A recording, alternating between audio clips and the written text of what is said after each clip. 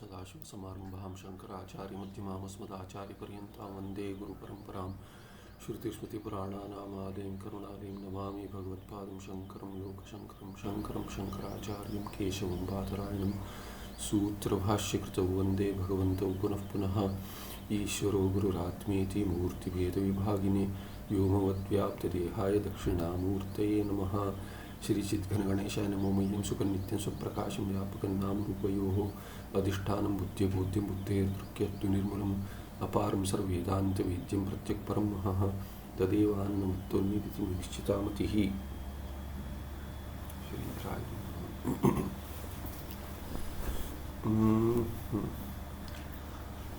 354 कहते हैं आत्मा व्यापकः एकश्च।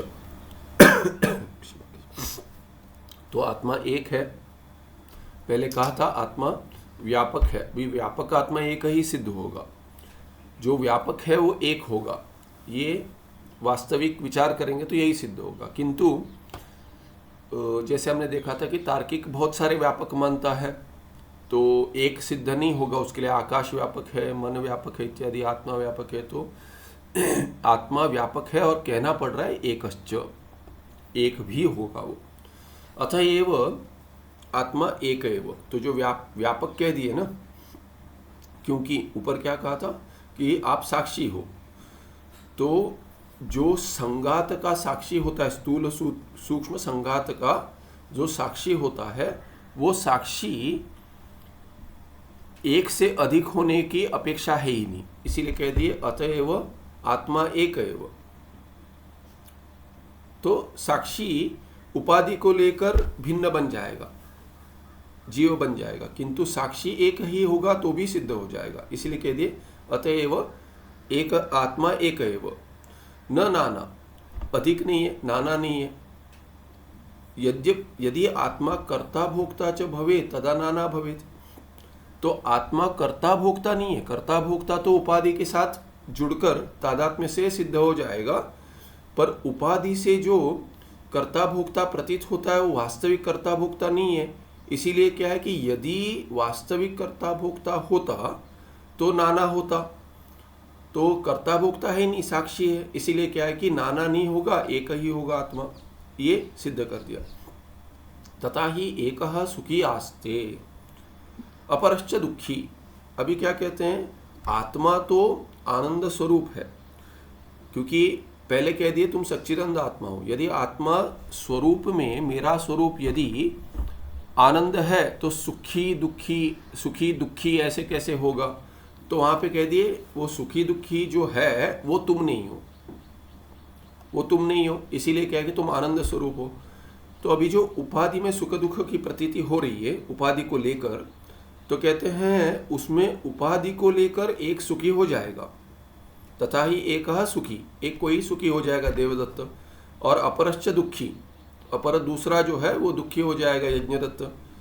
तो जो देवदत्त है और यज्ञदत्त है साक्षी के स्वरूप में एक ही आत्मा है, किंतु उपाधि को लेकर सुखी देवदत्त बन गया और दुखी यज्ञदत्त बन गया, ऐसे होगा।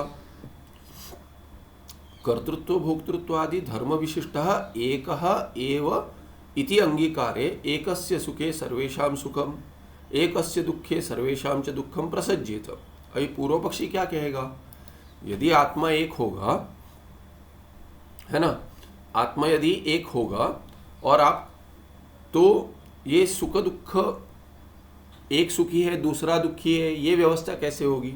तो हमने कह दिया उपाधि को लेकर होगी। तो कहते हैं कर्तृत्व भोक्तृत्व आदि धर्म विशिष्ट एक एव इति अंगीकार। सिद्धांति कह रहा है कि आप यदि कर्ता भोक्ता मानते हो, बाकी दार्शनिक कहीं कर्ता मानता है, भोक्ता मानता है, कोई केवल भोक्ता मानता है, ऐसे यदि आत्मा होता, कर्तृत्व भोक्तृत्व आदि धर्म विशिष्ट एक आत्मा होता, तब तो ये व्यवस्था नहीं होती।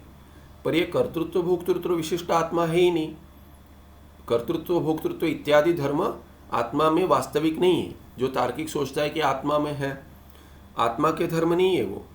तो इसीलिए यदि कर्तृत्व भोक्तृत्व आदि धर्म जो है उस वो विशेषण बनते आत्मा का और आत्मा विशिष्ट होता और एक होता, तब एक एव इति अंगीकारे सति, यदि ऐसा अंगीकार करते तो एकस्य सुखे सर्वेषां सुखम, तो एक कोई सुखी हो गया तो सभी सुखी हो जाएंगे, और एकस्य दुखे सर्वेषां च दुखम प्रसज्येत, और एकस्य दुखे सति, और एक कोई दुखी हो गया तो क्या हो गया, उसके दुख में सबका भी दुखी होना स्वाभाविक हो जाएगा, प्रसज्येत ऐसा हो जाता। न तो तथा अस्ति अनुभव, ऐसा तो अनुभव नहीं है। तो जो पूर्व पक्षी आक्षेप कर रहा था या करेगा सोचकर ये कि एक यदि आत्मा होगा तो एक सुखी हो जाएगा तो सभी सुखी हो जाएंगे, और कोई दुखी हो जाएगा तो सभी दुखी हो जाएंगे, तो उसी तर्क को लेकर सिद्धांती कह रहा है ये तो जब ही आत्मा कर्तृत्व भोक्तृत्व आदि विशिष्ट होता तभी उसमें सुख दुख इत्यादि यदि आत्मा में होता तभी एक के सुखी होने से दूसरा सुखी होता, पर ऐसा है ही नहीं। ये तो आपके दर्शन में आक्षेप होगा कि यदि कर्तृत्व भोक्तृत्व आत्मा में है, सुख दुख आत्मा में है, तो एक से सुखी होने से अभिव्यक्ति हो रही है तो सभी सुखी हो जाएंगे। ये आप में आएगा, हमारे में दोष नहीं आएगा। तो इसलिए आप क्या करते हैं, आप आत्मा को नाना बना देते हैं।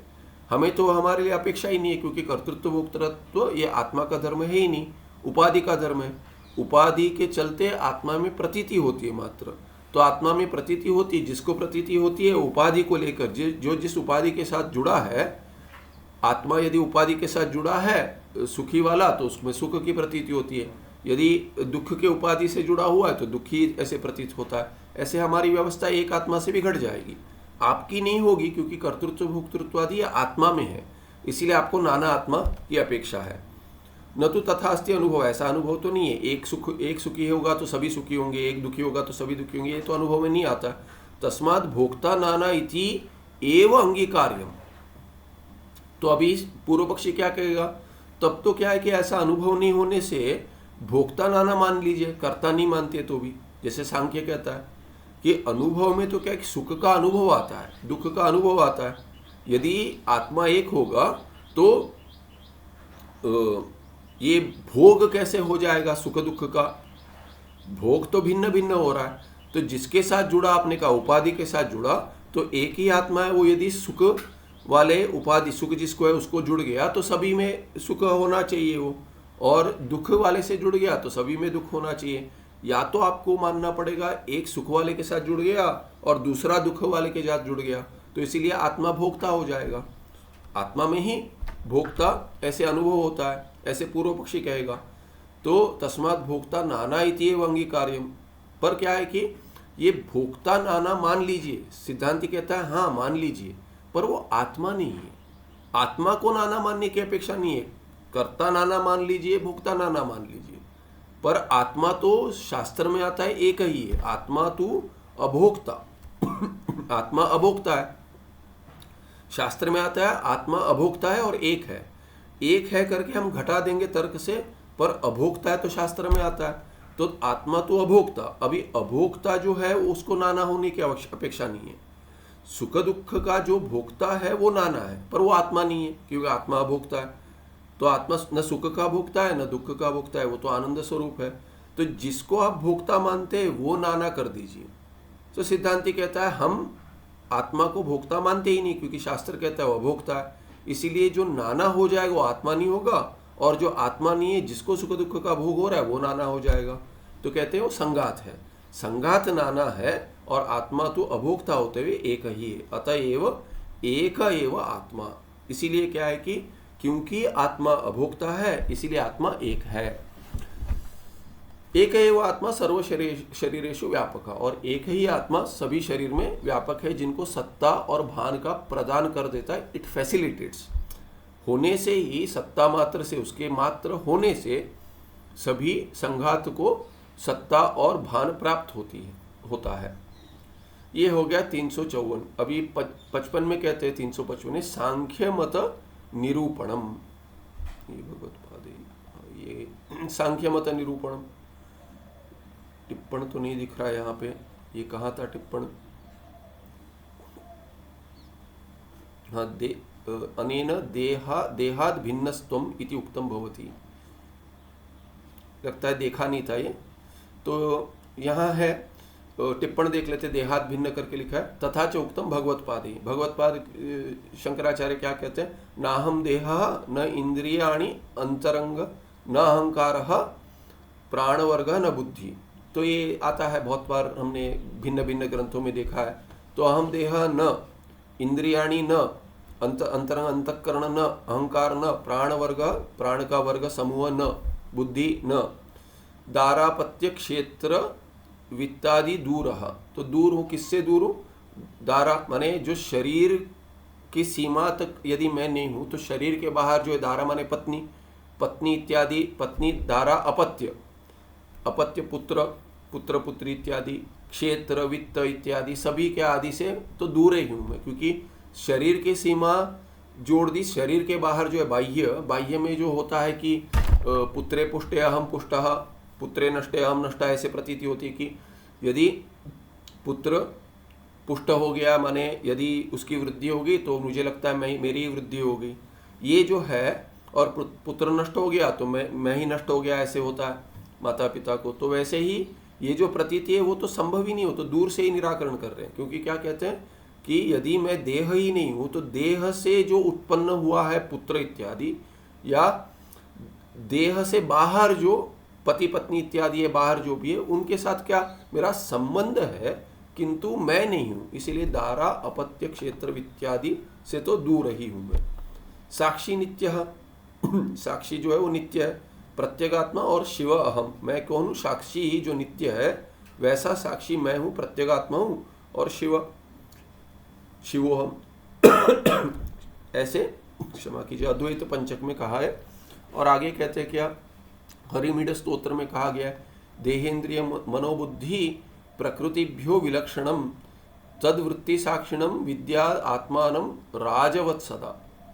जैसे राजा सबसे भिन्न होता है। अभी जो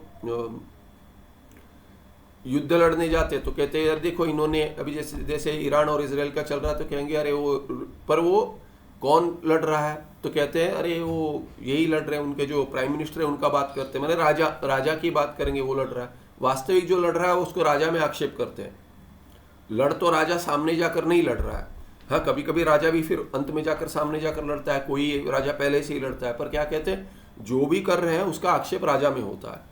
तो यहाँ पे कहते हैं कि देहेंद्रिय मनोबुद्धि प्रकृति, ये जो देह है, इंद्रिय है, मन है, बुद्धि है, और बाकी प्रकृति वास्तविक अविद्या कहेंगे, पर जो भी है आप प्रकृति स्वभाव भी जो भी अपना मनुष्य जाति का या किसी किसका लगता है वो सब ले सकते हैं, उससे विलक्षण है, विलक्षण है आत्मा। और तद्वृत्ति साक्षी जो है, साक्षिणम विलक्षण, जो वो मन के उनकी सब वृत्तियां जो है, सभी वृत्तियों का जो साक्षी है, साक्षिणम विद्यात आत्मानम, आत्मा को जानो, अपने आप को, आत्मा माने अपने आप को क्या जानो, देह इत्यादि से विलक्षण, और उसके वृत्ति के उसके उन वृत्तियों का साक्षी मानो। कैसे, सदा राज जैसा, राजवत राजा जैसे, और सदा कभी भी वो जुड़ता ही नहीं है। आत्मा तुम स्वरूप से आत्मा हो, प्रत्यगात्मा जो किसी से जुड़ता नहीं है, साक्षी हो। और क्या कह दिया आगे, नाहम प्राणः नैव शरीरम न मनः अहम मनोअहम नाहम बुद्धिर नहीं महद अहंकार धियौ च। तो इसमें भी वही कह दिया, प्राण नहीं हूँ मैं, शरीर नहीं हूँ, मन नहीं हूँ, बुद्धि नहीं हूँ, महत नहीं हूँ, अहंकार नहीं हूँ। और ये महत इत्यादि जो है, महत माने महत तत्व जो सांख्य कहते हैं वो समष्टि अहंकार या समष्टि बुद्धि।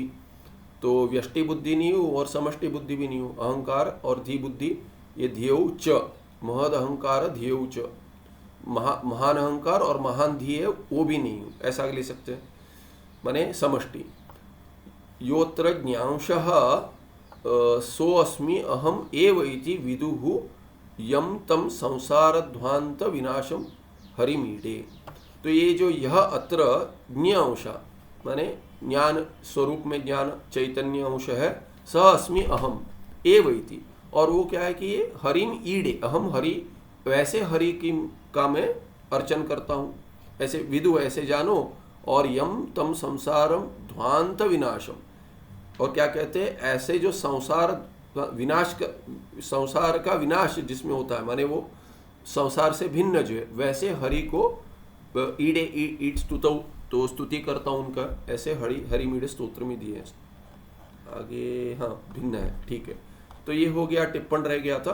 355 में कहते हैं सांख्य मत निरूपणम। अभी ये जो हो गया, अभी दृष्टि सृष्टिवाद हो गया, और स्वप्न में क्या कह रहे हैं, स्वप्न देख रहा है, अग्रज देह स्वप्न देख रहा है, और स्वप्न में ही स्वर्ग नरक और भिन्न भिन्न लोक देख लिए, और भूलोक पे सभी दर्शन अभी दिखलाएंगे, क्योंकि गुरु के पास गए हैं अग्रज देव शिष्य बनकर, और भूलोक पर स्वप्न में ही जो भूलोक है उसमें जो गुरु है, उसमें जो अग्रज देव अपने आप को शिष्य के रूप में प्राप्त कर रहे हैं, वहां पे कथन चल रहा है।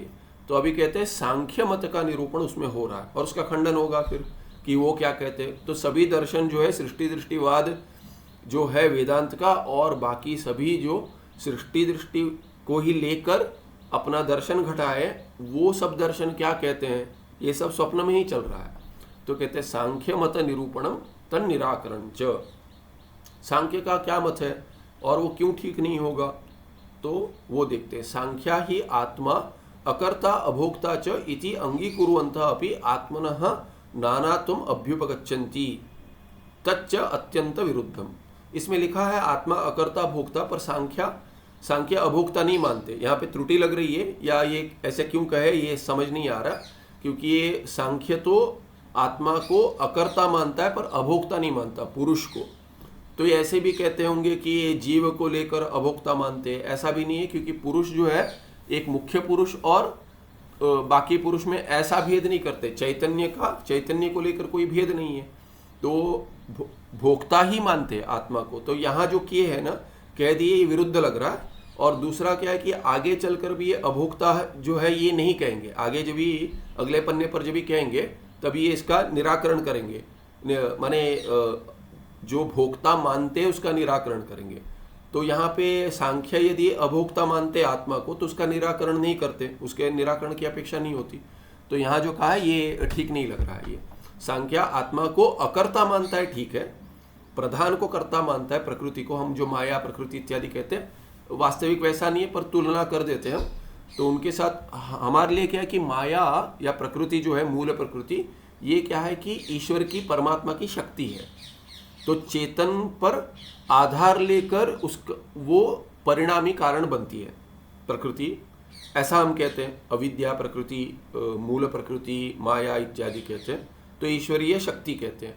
तो वो क्या है कि अपने सृष्टि माने अपने सृष्टि कार्य के लिए जो परिणाम लेती है, उसके लिए चैतन्य रूपी जो परमात्मा है उस पे आधारित है, उसका सहाय लेकर ही सृष्टि कर पाती है, स्वयं स्वतंत्र सृष्टि नहीं कर पाती। प्रधान क्या है, जड़ है पर वो स्वतंत्र है, पुरुष के साथ चैतन्य के साथ जुड़ा हुआ नहीं है, ऐसे सांख्य मानते।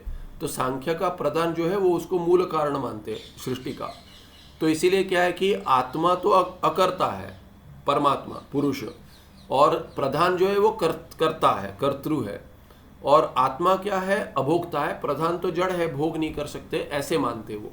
इति अंगीकुर्वन्तः सांख्याः, सांख्या जो है ऐसे मानते हुए, अपि आत्मनः नानात्वम् अभ्युपगच्छन्ति।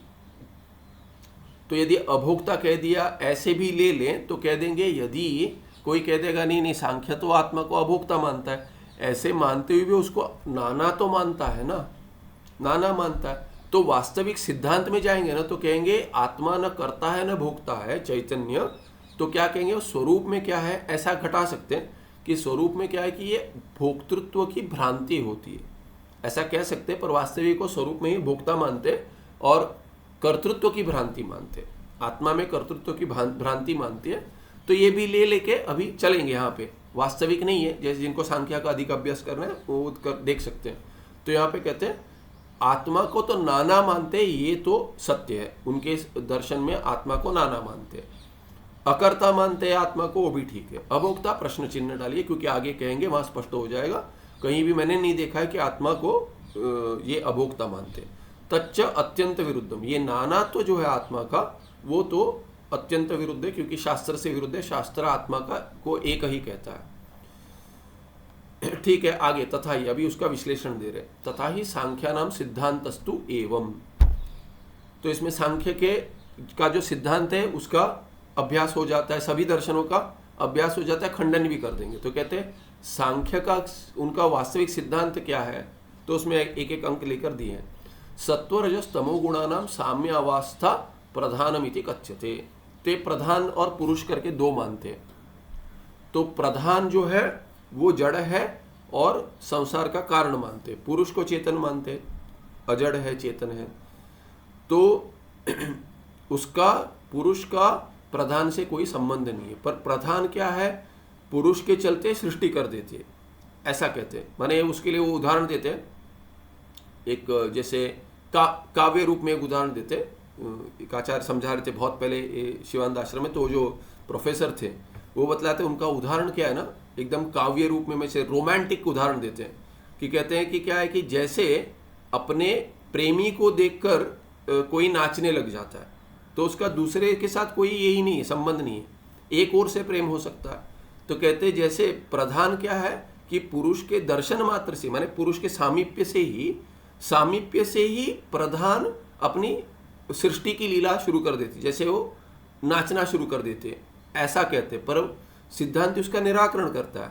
आप जो प्रेम का उदाहरण दे रहे हैं, ऐसे आनंद के किसी आनंद से ऐसे नाचने लग गया, जैसे कोई वर्षा हो गई, वर्षा के प्रेम है उसमें आनंद से नाचने लगता है कि ये गर्मी है इतनी, वर्षा हो गई तो नाचने लगता है, वैसा तो चेतन ही कर सकता है, जड़ तो नहीं कर सकता। तो इसीलिए के सिद्धांति निराकरण कर देगा।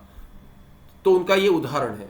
किंतु क्या कि प्रधान जो है वो पुरुष के साथ कोई संबंध ही नहीं लगता, ये उनका तत्व है। तो क्या कहते हैं, सत्व रजस तमो गुणानाम साम्य अवस्था।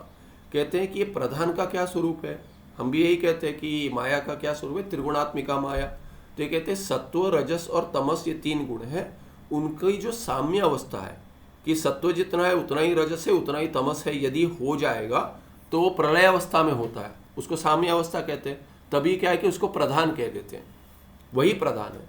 और ये प्रधान क्या है, तच्च प्रधानम प्रकृतिरेव भवति। प्रकृति माने जिससे उत्पन्न हो जाता है प्रपंच, उसको कह देंगे प्रकृति। तो ये प्रधान ही को ही प्रकृति कहते हैं। और प्रकृति माने क्या, जिससे उत्पन्न होता है, जिससे कुछ उत्पन्न होता है उसको प्रकृति कहते हैं। तो ये प्रधान जगत कारण हो गया। और ये प्रकृति किसको कहते हैं, प्रकृति वो जो है, इनके यहाँ पे क्या है कि प्रकृति माने ना सांख्य का शब्द है, प्रकृति और विकृति, ये दो शब्द है। प्रकृति माने जिसमें कोई, माने प्रकृति माने कारण हो गया, मैंने समझा कारण हो गया। तो जो कारण है और कार्य नहीं है उसको केवल प्रकृति कहेंगे, कार्य को विकृति कहेंगे, क्योंकि परिणाम को विकृति कहते हैं। तो कार्य जो है उसको विकृति शब्द से कहते हैं। तो प्रधान जो है शुद्ध प्रकृति है, वो विकृति नहीं है। और कुछ आएंगे आगे, वो 24 कहते हैं। तो उसमें क्या है कि कोई क्या है कि प्रकृति विकृति दोनों कहेंगे, कोई क्या है कि कारण भी होगा, आगे चल जो आएंगे उसके लिए कारण होगा, और पीछे जिससे निर्मित हो गया उसके लिए ये कार्य भी होगा, इसीलिए प्रकृति विकृति होंगे। और कुछ अंत में जाकर, माने यदि आप जैसे एक वृक्ष बनाते हैं कि इससे ये आया, जैसे कहते हैं कि आपके कुटुंब का वृक्ष दिखाइए, जब भी आप यदि कुछ कागज पत्र अपने नाम पे करना चाहते तो जिनके नाम पे आपके माता पिता पे है के नाम पे है, तो अपना आप जो उसको कहते हैं कुटुंब का वृक्ष दिखाइए। तो जो फैमिली ट्री कहते हैं उसमें आपको दिखाना पड़ेगा कि आप कहाँ पर हो, कैसे संबंध है। तो वैसे यहाँ पे क्या है कि जो कारण है प्रकृति, केवल प्रकृति, प्रधान और पुरुष है, केवल प्रकृति है वो, उससे जो उत्पन्न होंगे वो यदि कारण भी बनेंगे तो वो विकृति भी हो जाएंगे और प्रकृति भी। तो प्रकृति विकृति कहते हो, विकृति भी कहेंगे प्रकृति भी कहेंगे। और आगे जब भी अंत में जो है कि जो ट्री के अल्टीमेट नोड्स होते हैं जो नीचे, वो जब भी केवल कार्य है, इसीलिए उनको केवल विकृति कहेंगे। वो प्रकृति नहीं होते, किसी के कारण नहीं होते, तो उससे कुछ और उत्पन्न नहीं होगा। तो अभी तो ऐसे 24 है उनके, तो वो अभी कहेंगे तच्च प्रधानम प्रकृतिरेव भवति न विकृति, वो कार्य नहीं होगा विकृति। अभी क्या कहते हैं, विकृति ही नाम कार्यम, विकृति माने कार्य, प्रकृति ही नाम उपादान कारण। और प्रकृति क्या है, कारण है, कौन सा कारण है, निमित्त नहीं, उपादान कारण है, मटेरियल कॉज। तो उससे उत्पन्न हुआ, जैसे मिट्टी घट की प्रकृति है, माने उसका उपादान कारण है। तदिदम प्रधानम, अभी क्या क्या प्रधानम हो गया, प्रधान हो गया प्रकृति। इससे क्या है, महत तत्व से उपादान कारणत्वात् प्रकृति ही भवति। तो ये प्रधान क्या है कि ये प्रकृति है ना, महत्त्वस्य उपादान कारणत्वात् प्रकृति। प्रकृति आपने प्रधान को कारण क्यों कहा? क्योंकि आपने प्रकृति का अर्थ लगाया प्रकृति नाम उपादान कारणम। तो ये किसका उपादान कारण है? प्रधान को केवल आपने कह दिया उपादान कारण किसका, तो कहते हैं महत्त्वस्य उपादान कारणत्वात्। इससे महत्त्व उत्पन्न होता है। समष्टि बुद्धि कहते हैं हम, हिरण्यगर्भ कहेंगे सिद्धांत में। तो ये महत्त्व जो है वो प्रधान से उत्पन्न हुआ है, या प्रथमज कहते हैं, उपनिषद में प्रथमज कहते हैं, तो या ब्रह्मा जी कह देते हैं हिरण्यगर्भ को। तो ये महत्त्व जो है वो उपादान कारण, उसका उपादान कारण है प्रधान, इसीलिए प्रधान को प्रकृति कहते हैं। यहाँ पे एक टिप्पणी कह दिए, एक क्या मायायाः सकाशात महत्त्वत्वम अजायत। तो ये सिद्धांत में क्या है कि माया शब्द का प्रयोग करते, प्रधान नहीं कहते। तो मायायाः सकाशात महत्त्वत्वम अजायत, महत्त्वाच सत्वरजस्तमो गुण भेद विशिष्ट अहंकार तत्वम अजायत, तस्माच्च पंचतन्मात्रा अजायंत। तो वहाँ पे क्या कहते हैं कि ये माया से महत्त्व उत्पन्न हो गया, समष्टि। महत्त्व से क्या है, सत्वरजस तमो गुण भेद विशिष्ट। ये सत्वरजस तमो गुण का भेद नहीं हुआ था अभी उतना, अभी वो जो भेद हो जाएगा वो भेद से विशिष्ट अहंकार हो जाएगा। अहंकार तत्व है, तो 24 तत्वों में अभी एक महत्त्व आ गया, पहले प्रधान आ गया। प्रधान आ गया माने प्रधान उनमें नित्य है, प्रधान और पुरुष नित्य है, ये दो तो नित्य है। प्रधान प्रकृति हो जाएगी, कारण हो जाएगा ये। हाँ, और ये कौन है, पुरुष क्या है, मैंने प्रकृति कह दिया, प्रकृति नहीं है, पुरुष किसी का कारण नहीं है। पुरुष तो ये है कि क्या है कि वो तो उदासीन है, किसी के साथ संबंध नहीं है उसका।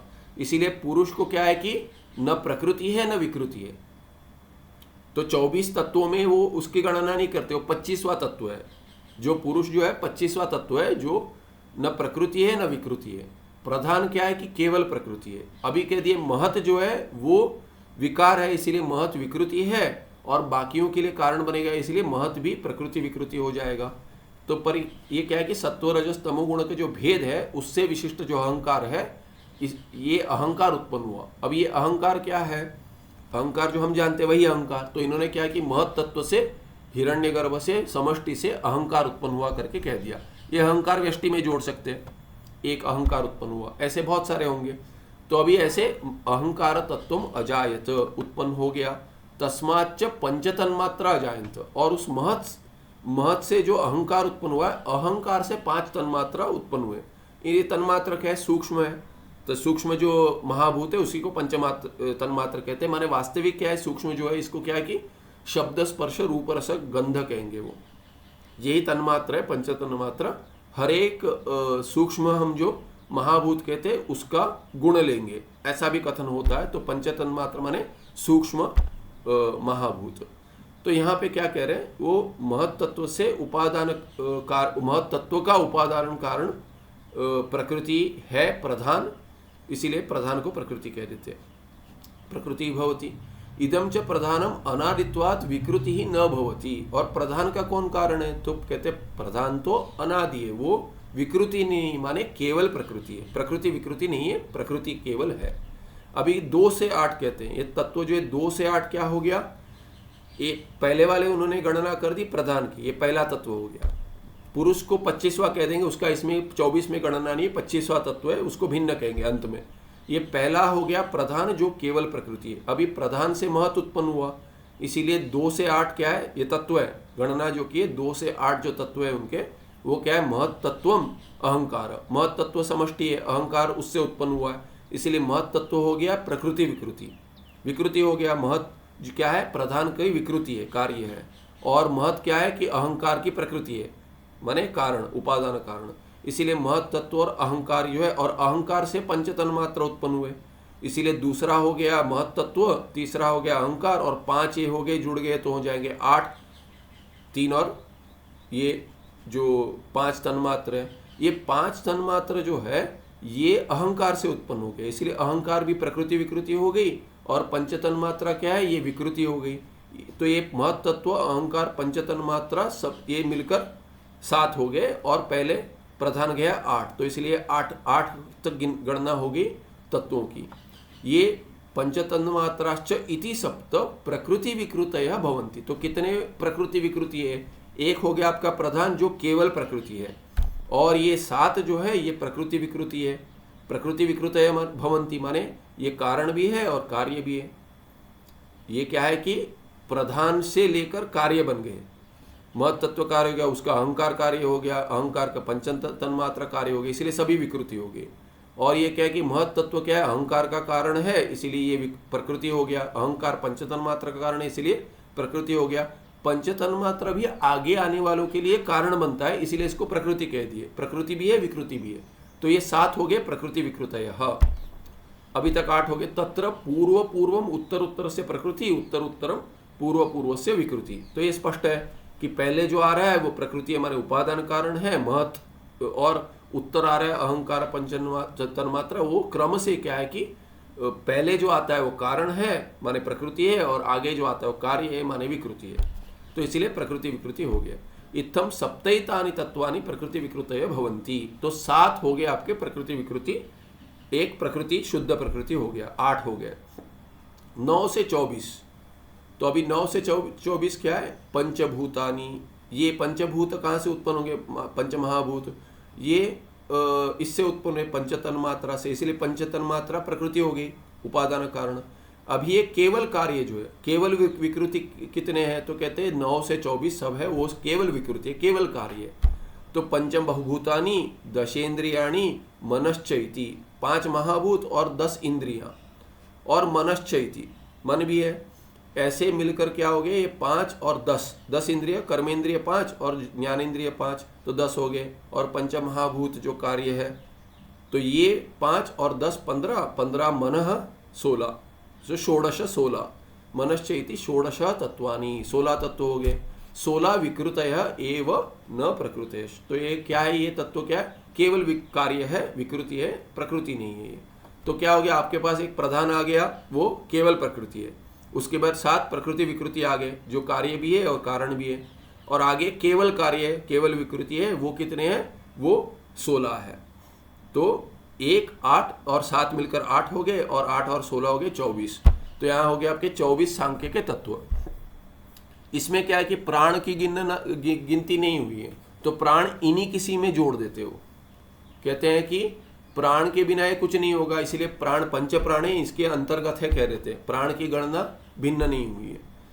25वां तत्व है पुरुष। वो ना प्रकृति है ना ही विकृति है, वो अनादिकाल से है पुरुष। और क्या है कि वो किसी का कारण नहीं बनता है, इसलिए प्रकृति नहीं है। अनादिकाल से पुरुष के होने से पुरुष विकृति माने कार्य नहीं है, और किसी का कारण नहीं है, इसीलिए प्रकृति भी नहीं है, उपादान कारण नहीं है वो किसी का। इसीलिए पुरुष ये 25वां जो तत्व है, पुरुष न प्रकृति नापि विकृति ही। यद वस्तु यदा वस्तुअंतरस्य कारणं भवति तदा तद्वस्तु प्रकृतिर्भवति, यदा कार्यं भवति तदा तद्वस्तु विकृतिर्भवति। तो यहाँ पे स्पष्ट कर दिए, कोई भी यद वस्तु यदा, जो वस्तु जब ही वस्तुअंतरस्य अन्यत वस्तु वस्तुअंतरम, तो कोई दूसरे वस्तु का यदि कारण हो जाएगा तो उसको, उस वस्तु को प्रकृति कह देंगे। पर पुरुष तो ऐसा है नहीं, किसी का कारण है नहीं, इसलिए वो प्रकृति नहीं है। और जब ही यदि यदा कार्यम भवति, यदि यद वस्तु यदा कार्यम भवति, कोई वस्तु यदि कार्य हो जाए तो उस वस्तु को तदा तद वस्तु विकृति भवति, तभी उस वस्तु को विकृति कह देते हैं, परिणाम ले लेता है। पर ये पुरुष विकृति नहीं है, क्योंकि वो किसी का कार्य नहीं है। पुरुषस्तु न कस्यचिदपि कारणं भवति तस्मात् न प्रकृति, न कस्यचिदपि कार्यं भवति तस्मात् न विकृति। क्योंकि पुरुष किसी का कारण नहीं है, इसीलिए उसको प्रकृति नहीं कहेंगे। किसी का पुरुष कार्य भी नहीं है, इसीलिए उसको विकृति नहीं कहेंगे। ये स्पष्ट है। अतः असंगः पुरुषः।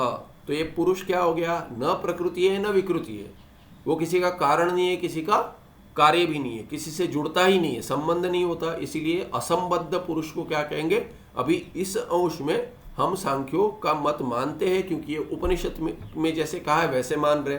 तो उपनिषद में असंग कहा है, तो हम कहते हैं हाँ इस अंश में पुरुष असंग है, ये तो ठीक है। पर ये क्या है कि ये भोक्ता मानेंगे, आगे जाकर कह देते हैं पुरुष असंग है पर भोक्ता है। अरे असंग है तो भोक्ता कैसे हो गया वो? तो कह देते असंग है तो हम कहेंगे अरे वाह बहुत अच्छा, ये तो हम मानते हैं। फिर कह देंगे अभोक्ता है, अरे अभोक्ता नहीं भोक्ता है। अरे भोक्ता कैसे कह दिया आपने? असंग माने अभोक्ता हो जाएगा, भोक्ता कैसे कह दिया? तो जब हम हाँ हम इस अंश में मांगते, क्योंकि इसको हम प्रथम मल्ल न्याय से हम सांख्य को मुख्य विरोधी मानते हैं।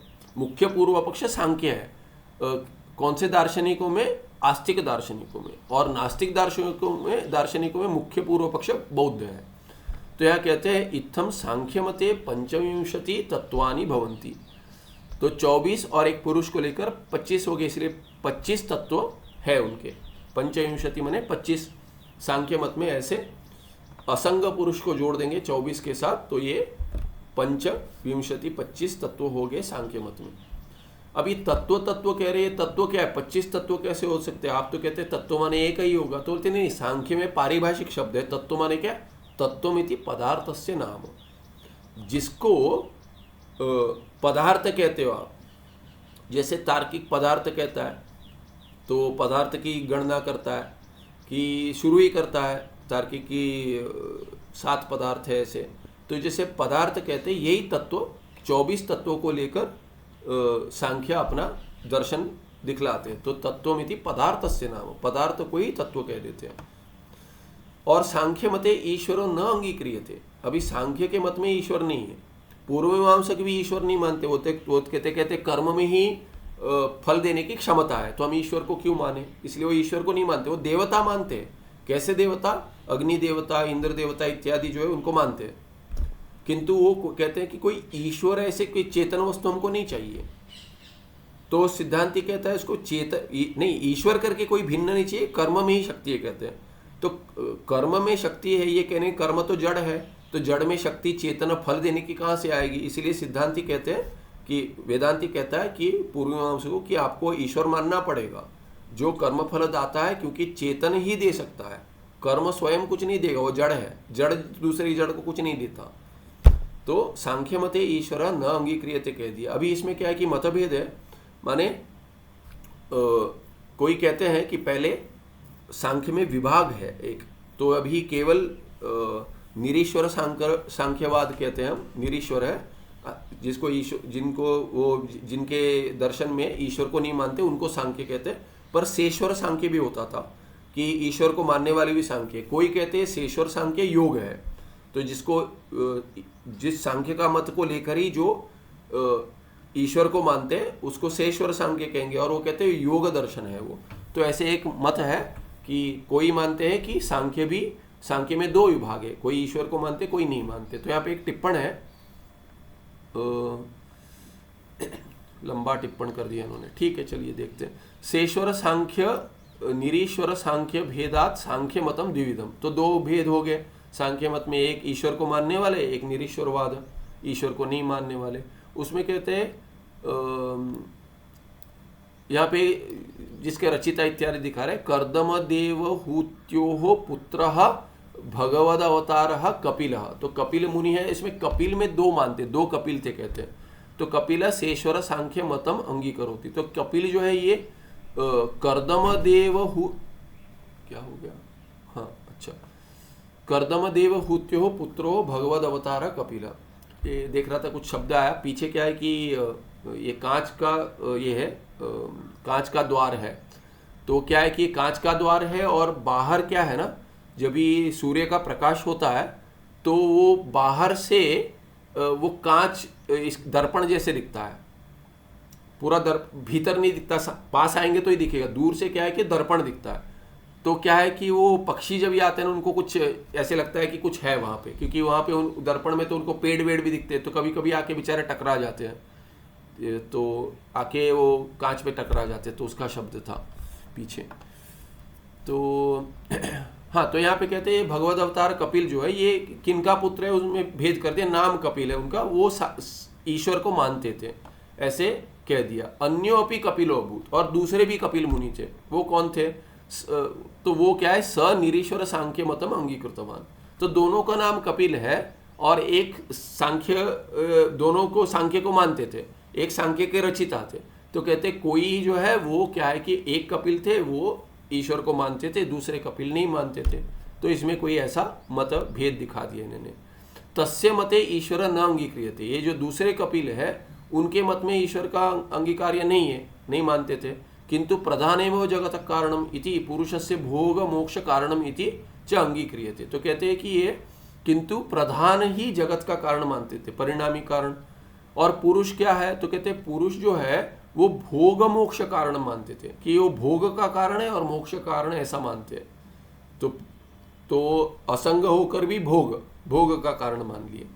तद एतन न संगच्छते। अब ये मूल के आगे बढ़ रहे हैं, इतना कह दिया ठीक है भाई, मूल में जो आएगा उसका खंडन जो आएगा आगे, ये आगे बढ़ रहे हैं। ये कह रहे हैं तद एतन न संगच्छते। क्या कह रहे हैं? ये समाप्त करके जाएंगे क्योंकि लंबा टिप्पण है, तो समाप्त कर दे। प्रलय काले सत्वादि गुणानाम साम्यावस्था प्रधानमिति सृष्टि काले यदा तत्प्रधानम साम्यावस्थाम त्यजति तदा जगद उत्पद्यते इति च ते कथयन्ति। तो क्या कहते हैं? ये साम्यावस्था जो है ना प्रधान की, उसको तभी प्रलय हो जाएगा। और जब भी उनमें कर्म के कारण उनमें कोई कहते हैं कि ऊपर नीचे हो जाते हैं, कोई अधिक हो जाएगा कोई कम हो जाएगा। इसीलिए जो भेद हो जाता है साम्यावस्था से तीनों गुणों का, सत्व रजस तमस का, तभी क्या हो जाता है? वो सृष्टि हो जाती है। तो सृष्टि काल में साम्यावस्था नहीं रहेगी प्रधान की। तो कहते हैं साम्यावस्था को आप प्रधान कहते हैं गुणों के, सत्वादि सत्व रजस तमस गुण के। और सृष्टि काल में यदा तत्प्रधानम साम्यावस्थाम त्यजति, तभी वो साम्यावस्था का त्याग कर देते हैं, प्रधान कर देता है। तो क्या हो जाता है कि उनमें भेद हो जाता है। सत्व रजस तमस में मिश्रण भिन्न इसमें होगा, भिन्न समान नहीं होगा, भिन्न होगा, भेद हो जाएगा। तो कहते तदा जगद उत्पद्यते, तभी सृष्टि काल में जगद उत्पादन हो जाए। कैसे? वो भिन्न हो जाते हैं, उसमें साम्य अवस्था नहीं रही, समान नहीं रहे, तो जगत उत्पन्न हो जाता है, ऐसा कहते हैं। इति च कथयते कथयन्ति तन्न युक्तम। वो ठीक नहीं है। क्यों ठीक नहीं है? वही हेतु जो बताया था, प्रधानस्य जड़त्वात्। प्रधान जड़ है, वो चेतन नहीं है। वो स्वयं कैसे? स्वतः एव तत् साम्य अवस्था परित्याग समर्थम न भवति। तो प्रधान कैसे वो समान जो सत्वरजस तमोगुण है उसका परिमाण जो समान है उसका त्याग कैसे करेगा? उसमें भेद कैसे आएगा? भेद तो तभी आ सकता है जब भी जड़ न हो। तो अभी कहते हैं वो जड़ है, इसीलिए साम्य अवस्था का परित्याग नहीं कर पाएगा वो, तो उसमें कोई भेद नहीं हो पाएगा। न भवति चेतनस्य पुरुषस्य तन्मते असंगत्वात् न तस्य प्रधान संबंधो भवति। और वो ये भी नहीं कह सकते कि जो पुरुष जो है वो चैतन्य है उसके कारण हो जाने दो। आपने तो कह दिया वो असंग है, असंग है तो उसके कारण वो जुड़कर असंगत्वात्, पुरुष जो है वो असंग है, पुरुषस्य असंगत्वात्। आपके मत में, सांख्य के मत में पुरुष तो असंग है, तो असंग होने से तस्य प्रधानेन संबंधो न भवति। उसमें ये न यहाँ पर है, न भवति के साथ जुड़ेगा, न भवति। संबंध कैसे होगा? असंग का संबंध तो नहीं होगा पुरुष का, इसीलिए कि चेतन होते हुए चेतन के संबंध के बिना नहीं होगा। और असंग है, चेतन है, तो चेतन का संबंध नहीं होगा असंग होने के कारण, इसीलिए क्या है? कोई भेद नहीं हो पाएगा, सृष्टि नहीं हो पाएगी। चेतन संबंधम विना जड़म न किंचिदपि कार्यम उत्पादयितुम शक्नोति। चेतन के संबंध के बिना ये जड़ जो प्रधान है वो कोई कार्य नहीं कर पाएगा। कार्यम न उत्पादयितुम शक्नोति, उत्पादयितुम करने योग्य नहीं है, योग्यता ही नहीं उसमें, तो संबंध तो नहीं हो पाएगा। तो कैसे करेगा? इसीलिए तस्मात् प्रधान रूप माया विशिष्टम चैतन्यम अंतर्यामी ईश्वरो भवति। तो ये सिद्धांत कह दिए। इसीलिए सिद्धांत क्या है? प्रधान जो है, आप कहते हो प्रधान का, प्रधान तो वो है जो त्रिगुणात्मक है, ठीक है, हम मानते हैं।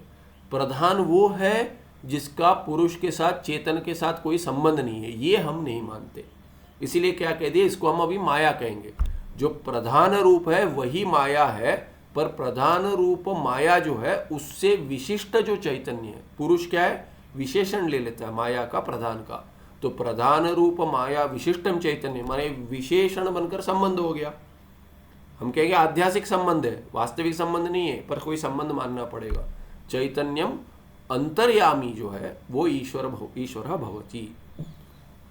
यही चैतन्य अंतर्यामी कहेंगे जो विशिष्ट हो गया, अभी माया विशिष्ट हो गया, उसी को ईश्वर कहते हैं। स एव जगतः कर्ता इति एव सांख्येन अभ्युपगंतुम उचितम। इसीलिए क्या उचित है?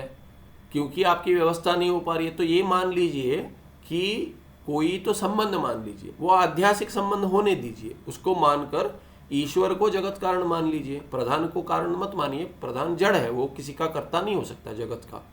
इति एवं सांख्य न अपि, सांख्य जो दार्शनिक है उससे भी ये सांख्य न अपि, उसके द्वारा भी ये मानना ही उचित है, ऐसे ही कह दिए। किंच, और हेतु देते, किंच आत्मना नानात्वस्य, ये आप आत्मा को नाना मानते हो, उसका भी खंडन करते। प्रकृति है नित्यत्वस्य च अंगीकारम कुर्वतः सांख्यस्य, तो सांख्य जो है वो क्या मानता है कि आत्मा को नाना मानता है, पुरुष नाना है कहता है, और क्या कहता है, प्रकृति जो है ना ये नित्य है कहता है, प्रधान नित्य। ऐसे जो मानते हैं आत्मनि सजातीय आत्मांतर संबंधस्य विजातीय प्रकृति संबंधस्य च अपरिहार्यत्वात् नाना आत्मनाम असंगत्वोक्ति ही व्याहता भवेत।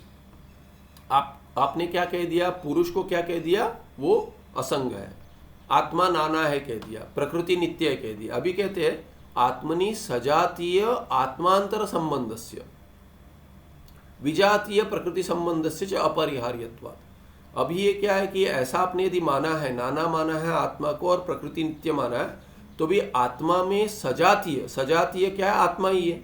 कौन सा आत्मा है, आपने नाना माना है तो दो आत्मा हो गए, अभी दो आत्मा हो गए, तीन हो गए, नाना हो गया आत्मा, ये सजातीय आत्मा है। आत्मा का सजातीय आत्मा के साथ संबंध से, और विजातीय क्या है, प्रकृति है। प्रधान तो चेतन नहीं है, जड़ है, तो विजातीय है। तो विजातीय प्रकृति संबंध से च अपरिहार्यत्वात्, क्योंकि आपको ये संबंध के बिना नहीं घट रहा है। नाना हो है तो आत्मा का आत्मा के साथ संबंध और आत्मा का अनात्मा प्रधान के साथ, प्रकृति के साथ संबंध, ये अपरिहार्य हो गया। ये जब भी है तभी क्या है, नाना आत्मनाम असंगत्वोक्ति व्याहता भवेत, क्योंकि बिना संबंध के तो क्रिया नहीं होगी और आप संबंध मानना पड़ेगा आपको, और संबंध मानेंगे तो आपका जो सिद्धांत में कहा गया, माने सिद्धांत आपके सिद्धांत में, सांख्य का जो मत है, सांख्य के दर्शन में जो कहा गया, सिद्धांत नहीं कहेंगे, सांख्य का जो दर्शन है उसमें असंग माना है। असंगत्व, नाना आत्मा है पर असंग है, उसमें व्याहति हो जाएगी, वो तो नहीं घटेगा। असंग भी है और उनमें संबंध भी मानना पड़ेगा आपको। तो संबंध तो ये कह दिए पहले तो क्या, सांख्येन अपि जगत कर्ता ईश्वर, वो क्या है कि प्रधान रूप माया विशिष्ट हो गया। ऐसा यदि मान लेंगे तो आपने संबंध मान लिया, संबंध मान लिया तो आप में, आपके दर्शन में व्याहति होगी। असंग है आत्मा, उसकी व्याहति होगी। और व्यापकस्य, आप व्यापक भी मानते हो, व्यापकस्य आत्मना अंगीकारे नाना अंतःकरण रूप उपाधि प्रयुक्त भोगादि असांकर्य व्यवस्था सिद्ध्यति। तो ये सिद्धांति क्या कह रहा है, अभी या क्या है कि देखिए इतने सारे दोष आ रहे हैं। आप कहते हैं आत्मा असंग है, नाना है, प्रधान के साथ कोई संबंध नहीं है, प्रधान स्वयं जड़ होकर भी करता है इत्यादि जो कह रहे हैं, सभी इतने सारे दोष है। तो इसीलिए क्या है, संबंध मानना पड़ेगा। संबंध से क्या हो गया, पुरुष और प्रधान का संबंध हो जाएगा, चेतन और जड़ का, तब आप कार्य उत्पन्न कर पाएंगे, जगत करता है कह देंगे। तभी क्या है कि आपने ईश्वर मान लिया, ईश्वर जो मान लिया वो क्या क्या अभी संबंध मान लिया, आप में संबंध सत्य होगा, क्योंकि आप में मिथ्या का कोई कथन नहीं है, तो सत्य संबंध हो जाएगा। तो आपकी नाना आत्मा में का जो संबंध हो रहा है वो सब असंग है, ये कहना ठीक नहीं होगा। इसीलिए असंग की भी व्याहति हो रही है। इसीलिए कहते हैं एक ही आत्मा मान लेंगे तब क्या कर लेंगे, व्यापकस्य एकस्य आत्मना अंगीकारे सति, यदि एक ही आत्मा मान लेंगे, नाना नहीं मानेंगे। क्या कह रहे हैं कि आपके जो दर्शन है आपका और हमारा जो सिद्धांत है उसमें देखिए कैसा है, आपके दर्शन में यदि ऐसा सुधार करेंगे तो ये ठीक रहेगा, ऐसा दिखा रहे हैं। तो कहते हैं व्यापकस्य एकस्य आत्मना अंगीकारे, जैसे हमारे दर्शन में वेदांती कहता है कि एक ही व्यापक आत्मा है, एक व्यापक आत्मा है और नाना अंतःकरण है। अंतःकरण तो नाना है, आत्मा नाना नहीं है, अंतःकरण नाना है। तो नाना अंतःकरण रूप उपाधि, वो उपाधि बनेगी एक व्यापक आत्मा की। तो आत्मा व्यापक है, अंतःकरण जहां जहां जिस जिस शरीर में है कितने भी होने दो, उनके साथ क्या है कि वो लेकर वो उपाधियां बनेगी, इतने सारे नाना उपाधियां बनेगी एक आत्मा की। और उपाधि प्रयुक्त भोगादि सांकर्य व्यवस्था, तो ये क्या है कि भोग इत्यादि जो कह रहे भोग हो जाएगा, आत्मा का भोग नहीं हो पाएगा। यदि आत्मा नाना नहीं हो तो भोग भिन्न भिन्न कैसे होगा? सुख दुख, एक का सुख होने से सबका सुख होगा, एक का दुख से सबका दुख होगा। ये जो किए थे ये व्यवस्था भी घट जाएगी। भोगादि सांकर्य व्यवस्था सिद्ध्यति, उपाधि को लेकर सिद्ध हो जाएगा। तस्माद आत्मा नानात्व उपगमः विफलः। तो आप जो तार्किक को भी यही कहेंगे हम, जैसे आकाश एक है उपाधि को लेकर, घटाकाश मठाकाश इत्यादि आप भी मानते हो, वैसे आत्मा को एक मानकर अंतःकरण के उपाधि से भिन्न भिन्न, एक सुखी एक दुखी इत्यादि मान लीजिए। माने सुख जिसमें सुख रूप अंतःकरण वृत्ति विशिष्ट आत्मा कह देंगे तो उसमें भेद हो जाएगा। दुख वृत्ति विशिष्ट अंतःकरण विशिष्ट आत्मा दूसरा हो जाएगा। ऐसे उपाधि को लेकर भेद कर पाएंगे। तो आप वैसे ना करते, आत्मा को क्यों ना मानते, ऐसे तार्किक को भी कहेगा। तो सांख्य को भी कह रहा है कि ये विफल हो जाएगा, कुछ फल नहीं है इसमें। क्या फल मिल रहा है आपको? अधिक क्या मिल रहा है? उल्टा दोष मिल रहे हैं। तो दोष हट जा रहे हैं। एक आत्मा मान लीजिए और अंतःकरण को उपाधि के रूप में मान लीजिए, अंतःकरण नाना मान लीजिए। तो इसीलिए नाना आत्मा मानने से कोई फल नहीं मिला, वो विफल हो गया आपका प्रयास। आत्मा नानात्व अभ्युपगमे अद्वैत श्रुति विरोधश्च। तो कहते नहीं उसी में हम करेंगे कि विफल नहीं हुआ, हम उसको कोई करेंगे, उसमें और कोई जोड़ देंगे। जैसे कोई आक्षेप कर दिया, उसमें और कोई विशेषण जोड़कर कुछ दर्शन में कोई सुधार कर लेते हैं। जैसे तार्किकों ने, प्राचीन नैयायिकों ने शांकर भाष्य में जो निराकरण किया प्राचीन तर्क का, उसके बाद नव्य न्याय बना, जिसका तो वेदांती भी उपयोग करते हैं। नव्य न्याय में जो व्यवस्था की है, जो जिन शब्दों से जो घटाते हैं, वो उस तर्क का तो सिद्धांती भी प्रयोजन, माने वो तो क्या है कि प्राचीन न्याय का भी प्रयोग करता था तर्क के अंश में। उनका दर्शन हम छोड़ देते पर तर्क ले लेते हैं, तो तर्क तो हम उनका मानते हैं। तो जो जिस अंश में विरोध है वो छोड़ देंगे। तो अभी सांख्य में भी क्या हो रहा है? आत्मा नानात्व यदि मानेंगे, अभ्युपगमे यदि मानेंगे, अभ्युपगमे सती अद्वैत श्रुति विरोधश्च, और अद्वैत श्रुति के साथ भी विरोध हो जाएगा। वो कैसे घटाएंगे? उसका कोई आप उत्तर नहीं दे सकेंगे। आपने दर्शन तो बना लिया और दर्शन में आप लगते व्यवस्था ठीक लग रही है, सुख दुख व्यवस्था हो गई, क्या बद्ध मोक्ष व्यवस्था होगी, बंध मोक्ष व्यवस्था, अभी इतना सब आपने कर लिया, उसमें हम दोष दिखा रहे हैं और आपको एक सुधार करने का अवसर दे रहे कि ये जो शास्त्र में वैसा लीजिए। यदि हमारे सिद्धांत का आप नहीं लेते तो क्या हो जाएगा? आपका अद्वैत श्रुति के साथ विरोध हो रहा है, तो वो तो आप उसका क्या सुधार करेंगे? उसके लिए क्या करेंगे? कुछ नहीं कर सकते। आप उसको क्या बताएंगे कि जैसे ये है पूर्व मीमांसा कह देगा वो सब क्या है कि वो अर्थवाद है। आपके पास तो ऐसी व्यवस्था भी नहीं है, आपको भी अर्थवाद ही मानना पड़ेगा जो आप पूर्व मीमांसा का कह रहे। तो अद्वैत श्रुति केवल अद्वैत वेदांती ही उसको समझा सकता है, और वो केवल अद्वैत श्रुति नहीं समझा सकता है, वो अद्वैत श्रुति मानकर, सत्य मानकर, द्वैत श्रुति को मिथ्या दिखाकर वो भी दिखा सकता है कि व्यवस्था हो जाएगी। वो अद्वैत केवल कर सकता है। कोई भी दार्शनिक सभी श्रुतियों का अर्थ नहीं कर सकते ठीक से, वो त्याग कर देते हैं, कहते इस अंश में हम त्याग करेंगे, ये अंश ठीक है। ये तो अर्धजरतीय न्याय नहीं चलता शास्त्र में, ये मानते ये नहीं मानते। क्या? क्योंकि आपके बुद्धि कल्पो माने कपोल कल्पित जो है, कपोल कल्पित या बुद्धि कल्पित जो आपका दर्शन है उससे विरोध हो रहा है। तो ब्रह्मसूत्र जो भी बनाया भगवान व्यासाचार्य ने क्या किया, दूसरे अध्याय में अविरोध अध्याय बना दिया। तो उसमें जो कहते हैं हमारे दर्शन से विरोध है, अरे सांख्य मत से विरोध है, तार्किक मत से विरोध है, बौद्ध मत से विरोध है, तो बोलते हैं कोई विरोध है ही नहीं। क्यों विरोध नहीं है? क्योंकि ये जो आपके मुनि, ऋषि मुनि जो आप मानते हैं या सर्वज्ञ ही मानते हैं आप, कि जैसे आप बुद्ध को भी सर्वज्ञ मान लेते हैं, आप यदि बुद्ध को भी सर्वज्ञ मानते हो, कपिल मुनि को भी सर्वज्ञ मानते हो क्योंकि मुनि है, ऋषि है वो, और आप कहेंगे कि आप गौतम को मुनि को भी हम सर्वज्ञ मानते हैं, ये सब सर्वज्ञ, आप इतने सारे सर्वज्ञ हैं, सभी सर्वज्ञों में विरोध है अभी। तो कैसे सर्वज्ञ है वो? सर्वज्ञ कह रहे थे विशेषण, कैसे सर्वज्ञ है कि सब सर्वज्ञों में विरोध है? अद्वैत का किसी को विरोध नहीं है क्योंकि वो सब मिथ्या है। तो कहते हैं मिथ्या का सत्य के साथ विरोध हो ही नहीं सकता। तो देखिए इसके लिए उदाहरण क्या है कि सर्प है, रज्जु सर्प देख रहा है कोई, दूसरा देख रहा है माला देख रहा है, तीसरा देख रहा है कि भूछिद्र देख रहा है। इतना सब जो भिन्न भिन्न देख रहा हो मिथ्य, तो उसका कहेंगे रज्जु के साथ विरोध है। रज्जु के साथ कोई विरोध नहीं है। रज्जु के साथ न सर्प का विरोध है, न भूछिद्र का विरोध है, न माला का विरोध है, न किसी और का विरोध है। कितने भी नाना दर्शन हो आपके, कितना भी दर्शन हो रहा है आपको, कैसा भी दर्शन है, उसका कोई विरोध है ही नहीं। क्यों विरोध नहीं है? क्योंकि मिथ्या का सत्य के साथ विरोध हो ही नहीं सकता। रज्जु तो रज्जु ही रहेगा। आप उसको भले ही सर्प देख लो, माला देख लो, भूछिद्र देख लो, कुछ भी देख लो, वो रहेगा तो रज्जु ही रहेगा। इसीलिए अद्वैत तत्व जो है, ब्रह्म सत्य जो है, उससे किसी भी दर्शन का विरोध नहीं हो सकता। कहते बाद हो जाएगा, सत्य से मिथ्या का बाद होता है, मिथ्या से सत्य का कोई विरोध भी नहीं है, और मिथ्या किसी सत्य का विरोध कर ही नहीं सकता। इसीलिए अविरोध अध्याय कह दिए। तो कहते हैं हम तो दिखा रहे, श्रुति जो कह रही है वो कह रहे हैं, आप अपना अर्थ लगाकर श्रुति का त्याग कर रहे हो। तो इसीलिए क्या है कि आपका श्रुति के साथ कोई विरोध हो ही नहीं सकता, क्योंकि आपका तो कल्पित है। कल्पित का सत्य के साथ क्या विरोध होगा? कुछ नहीं होगा। इसलिए अविरोध अध्याय में दिखाते हैं।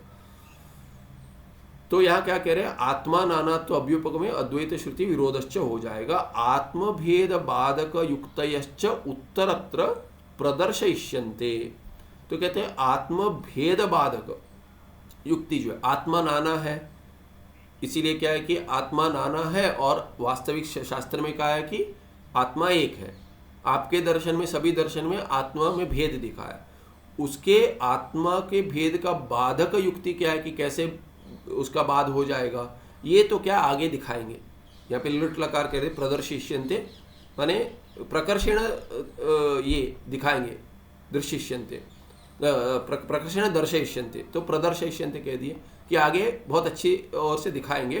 तस्मात् असंगतम सांख्य मतम, तो टिप्पणकार तो कह दिए कि ये सांख्य का मत असंगत है, ठीक नहीं है, युक्ति युक्त नहीं है, युक्ति से सिद्ध नहीं होता, शास्त्र से विरुद्ध है।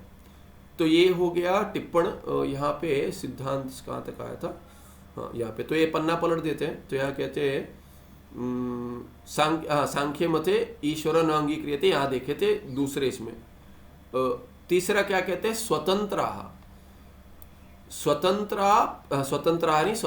प्रकृति, स्त्रीलिंग में एक वचन है, स्वतंत्रा प्रकृति एव जगत कारणम भवति, ऐसे मानते वो मानते हैं कि स्वतंत्र प्रकृति क्या है? प्रधान जो है स्वतंत्र है, और वो जगत का कारण है। इसका निराकरण करेंगे अगले पाठ में, देखें पुरुषस्य से।